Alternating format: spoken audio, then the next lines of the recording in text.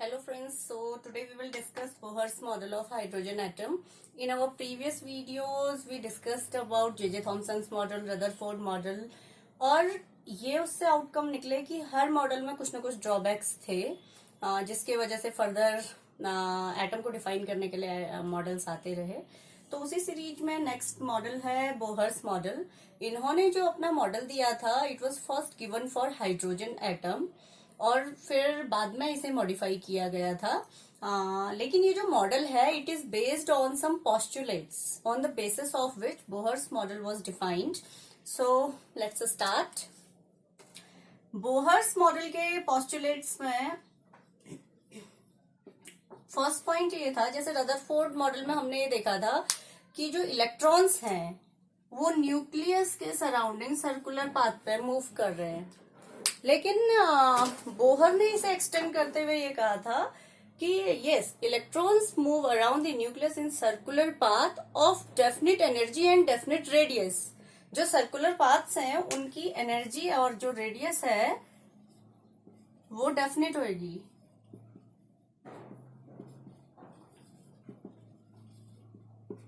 तो यहां से डिफाइन हो गया कि सर्कुलर पाथ्स हैं जो वो डेफिनेट एनर्जी और डेफिनेट रेडियस के होंगे।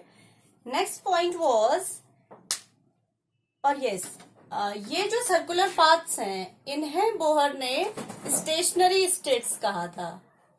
इन्हें रिप्रेजेंट किया जाता है bye symbol N1, N2, N3 और इन्हें हम कह सकते हैं स्टेशनरी स्टेट्स, या आप इन्हें एनर्जी स्टेट्स भी कह सकते हैं,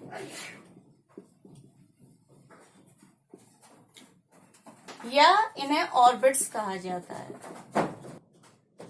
सो द नेक्स्ट पोस्टुलेट वाज कि जो इलेक्ट्रॉन की एनर्जी है there will be no change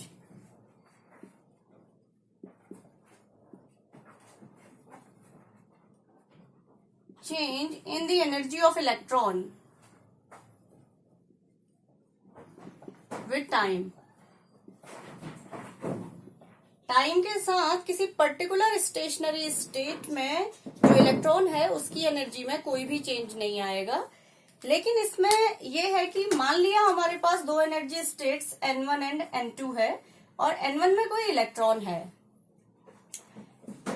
इस पर्टिकुलर एनर्जी स्टेट के लिए इस इलेक्ट्रॉन की एनर्जी फिक्स रहेगी विद टाइम, लेकिन जैसे ही ये इलेक्ट्रॉन इस एनर्जी स्टेट से किसी हायर एनर्जी स्टेट में जंप करेगा, या मान लीजिए यहां पे इलेक्ट्रॉन्स हैं और ये इलेक्ट्रॉन अगर N2 से N1 में आना चाह रहा है, इट मीन्स आप स्टेशनरी स्टेट को चेंज कर रहे हैं इलेक्ट्रॉन की, तो उस कंडीशन में according to requirement either it will absorb the radiation और it will emit the radiation. अगर नीचे से ऊपर जा रहा है इट मीन्स एनर्जी रिक्वायरमेंट भी ज्यादा है, तो उस कंडीशन में it will absorb the extra radiation which is required to jump from lower stationary state to higher stationary state.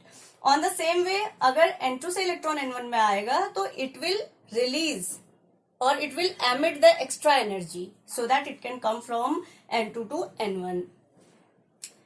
Next point was, अब आपको ये तो बता दिया कि अगर इलेक्ट्रॉन ऊपर से नीचे जा रहा है या नीचे जो लोअर एनर्जी स्टेट है वहां से ऊपर जा रहा है तो एक्स्ट्रा एनर्जी को आइदर इट विल एमिट और absorb. It is in the form of radiation. तो जो वो रेडिएशन है उसकी फ्रिक्वेंसी को आप डिफाइन कर सकते हैं। Frequency is denoted by the symbol nu equal to H nu. अगर आप मान लीजिए इसकी एनर्जी E2 है और इसकी E1 है, तो अगर आप नेट एनर्जी चेंज देखेंगे it will be E2 minus E1, energy of higher energy state minus energy of lower energy state. तो यहां से अगर हमें डिफाइन करना होगा तो फ्रीक्वेंसी है जो रेडिएशन की it will B delta E upon H which is E2 minus E1 upon H। एक पॉइंट ये है। एंड नेक्स्ट पॉइंट इसका ये है कि आप एंगुलर मोमेंटम डिफाइन कर सकते हैं। जो इलेक्ट्रॉन है उसका एंगुलर मोमेंटम की वैल्यू आप निकाल सकते हैं। It is denoted bye J MVR।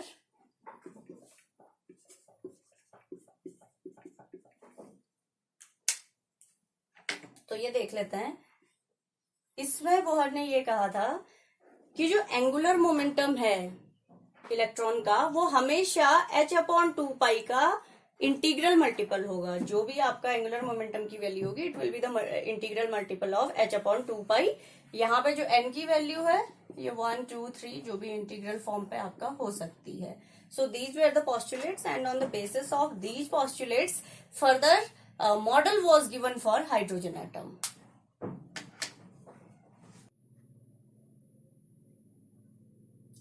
जो पोस्टुलेट्स हमने पढ़े थे उनके बेसिस पे बोहर ने हाइड्रोजन एटम के लिए सबसे पहले अपना मॉडल दिया।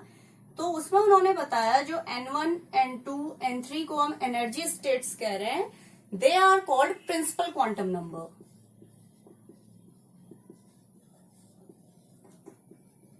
क्वांटम नंबर का भी एक सेपरेट टॉपिक रहता है स्ट्रक्चर ऑफ एटम में। बेसिकली 4 टाइप के क्वांटम नंबर्स होती हैं, in which first one is principal quantum number, then azimuthal quantum number, after that magnetic quantum number और फिर spin quantum number।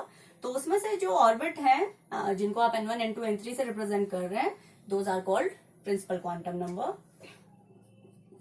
सेकेंड आया था हाइड्रोजन एटम की बात हो रही है, तो जो जिस ऑर्बिट में हाइड्रोजन एटम के इलेक्ट्रॉन रिवॉल्व कर रहे हैं उनकी रेडियस आप निकालेंगे इस फॉर्मूले को यूज करके n स्क्वायर A0। A0 है जो कांस्टेंट है जिसकी वैल्यू है 52.9 पिकोमीटर। तो अगर हम यहाँ पे इस वैल्यू को पुट करते हैं, इफ n = 1 के लिए आपको रेडियस निकालना है, n = 1 मतलब आप फर्स्ट स्टेशनरी स्टेट की बात कर रहे हैं, तो R1 विल बी n की जगह 1 and 52.9, this will be 52.9 picometer. Picometer length measurement का एक यूनिट है। 1 पिकोमीटर = 10⁻⁻12 मीटर्स। तो वहां से आप कन्वर्ट करके इसे डिटरमाइन कर सकते हैं।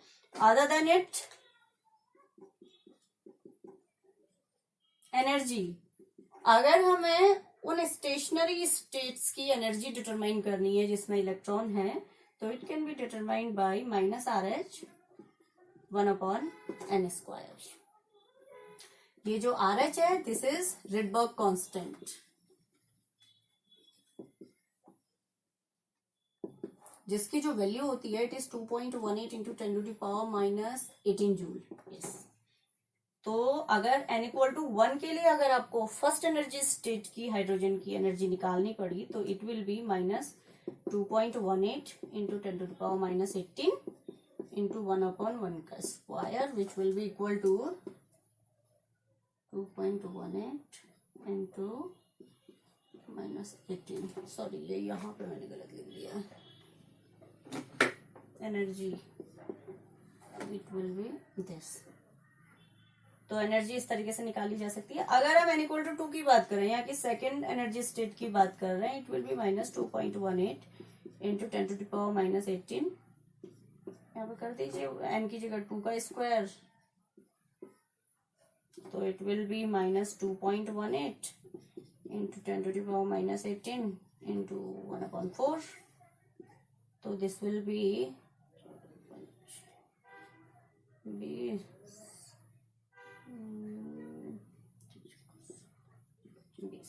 so it will be equal to -0.545 × 10⁻⁻18 joule.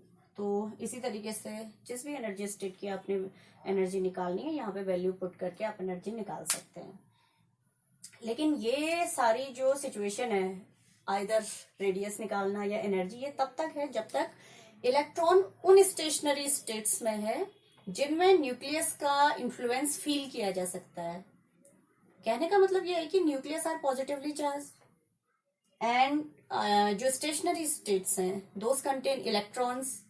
Means ये जो फॉर्मूलाज हैं या जो ये वैल्यूज हैं आप तभी तक डिटरमाइन कर पाएंगे जब तक न्यूक्लियस और स्टेशनरी स्टेट में अपोजिट चार्ज के बीच फोर्स ऑफ अट्रैक्शन वर्क कर रहा है।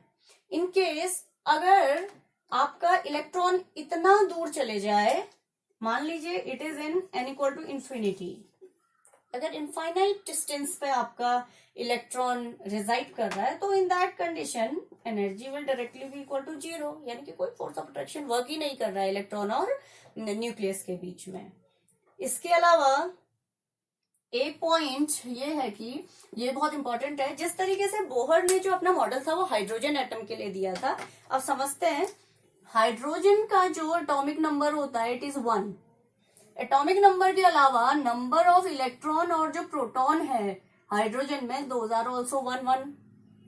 न्यूट्रल की बात हो रही है, कोई आयन नहीं है। उसी तरीके से हीलियम में अगर देखा जाए तो हीलियम का जो एटॉमिक नंबर है जेड से रिप्रेजेंट किया था इट इज 2। तो इलेक्ट्रॉन भी 2 है, प्रोटॉन भी 2 है। लेकिन अगर मैं हीलियम प्लस की बात करती हूँ, हीलियम प्लस का एटॉमिक नंबर तो 2 ही रहेगा, लेकिन हीलियम प्लस का मतलब क्या है, आप एक इलेक्ट्रॉन रिमूव कर रहे हैं तो इलेक्ट्रॉन 1 हो जाएगा और प्रोटॉन 2 है। ऑन द सेम वे अगर आप लिथियम की बात करते हैं, लिथियम फॉर 3, न्यूट्रल स्टेट में इलेक्ट्रॉन भी 3 है, प्रोटॉन भी 3 है। न्यूट्रल है इट मीन्स कोई भी आयन या कहें कोई भी चार्ज एक्स्ट्रा अमाउंट में नहीं है, इलेक्ट्रॉन और प्रोटॉन आर बैलेंस्ड। लेकिन अगर लिथियम +2 की बात कर रही हूं, इसका मतलब ये है एटॉमिक नंबर तो अभी भी 3 रहा, लेकिन जो इलेक्ट्रॉन है वो 1 हो चुके हैं और प्रोटॉन 3 हो चुके हैं।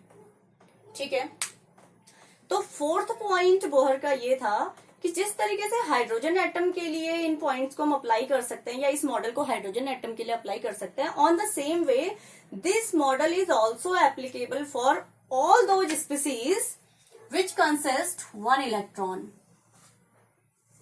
सारी 1 इलेक्ट्रॉन स्पीसीज के लिए आप इन्हें यूज कर सकते हैं। यहाँ कहें 1 इलेक्ट्रॉन कंटेनिंग आयंस के लिए, क्योंकि न्यूट्रल फॉर्म पे केवल हाइड्रोजन है जो 1 इलेक्ट्रॉन और प्रोटॉन कंसिस्ट कर रहा है, और सारे आयन फॉर्म में कन्वर्ट हो चुके हैं। पॉजिटिव या नेगेटिव किसी के भी ऊपर आएगा तो it means that neutral atom has been converted to ion. तो फोर्थ पॉइंट यही था कि आप अदर्स के लिए भी इसे यूज कर सकते हैं। तो अगर आप अदर्स के लिए यूज कर सकते हैं तो यहाँ पे हम अप्लाई करके देखते हैं। अगर हमें रेडियस निकालना होगा तो जो ये फॉर्मूला है it will be modified to n² upon z a0। a0 की वैल्यू आपको पता है, z for atomic number of that particular element जिसकी भी आप बात कर रहे हैं, या आप लिथियम की बात करेंगे तो 3 पुट करेंगे। n for stationery state, a0 fix है 52.9 पिकोमीटर, तो यहां से इजीली कैलकुलेट किया जा सकता है। और अगर एनर्जी निकालनी हो तो एनर्जी का formula it will B z² upon n² joule. तो एनर्जी हम इस तरीके से निकाल सकते हैं। जेड की वैल्यू अगेन आपको पता होगी, जिस भी एलिमेंट की बात हो रही है उसका एटॉमिक नंबर क्या है वो यहाँ पे आप पुट करेंगे और सारा फॉर्मूला सेम।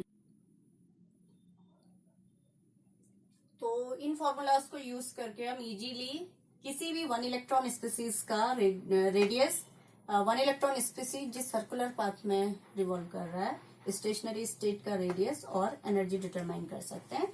उसके अलावा एक पॉइंट बोहर ने यह भी कहा था कि जो इलेक्ट्रॉन रिवॉल्व कर रहे हैं उनकी वेलोसिटी भी डिटरमाइन की जा सकती है, बट नो मैथमेटिकल एक्सप्लेनेशन और equation was available for that. So ये पोस्टुलेट्स थे जिसके बेसिस पे हम हाइड्रोजन एटम या 1 इलेक्ट्रॉन कंटेनिंग स्पीसीज के लिए एटम का मॉडल डिफाइन कर सकते हैं।